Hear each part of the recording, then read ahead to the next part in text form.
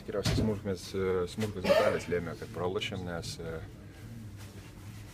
kol žaidėm pirmą kėlinį be klaidų, tol pirmavom apie 10 taškų, bet po to pradėjom klysti kvailose situacijose, o jie propaguoja tokį krepšinį, kad po varžovų klaidų greitai užbėga ir tas klaidas paverčia taškais.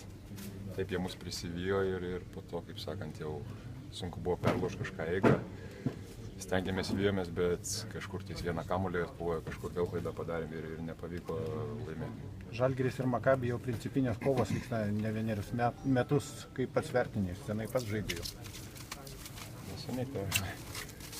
Gerai, ką žinau, varžovas kiekvieną savaitę kitas, tai čia su visais yra jau tekę daug kartų žaisti, čia nėra, kad čia būtent su Makabi principinės kažkokios tai kovos. Su visais varžovais reikia žaisti ir visus reikia vertinti. Pauliau, kas lėmė tas klaidas? Ar varžovo gera gynyba, ar koncentracijos tokia kaip čia?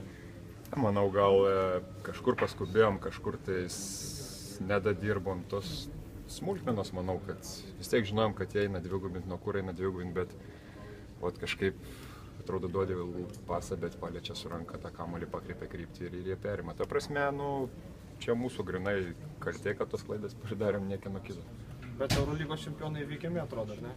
Tai be abejo įveikiami, bet reikia žaisti, kaip ir treneris sakė, reikia žaisti geras rungtynes ir stengtis kuo mažiau klysti, nes nesam ta komanda, kuri klysdama gali laimėti Eurolygą.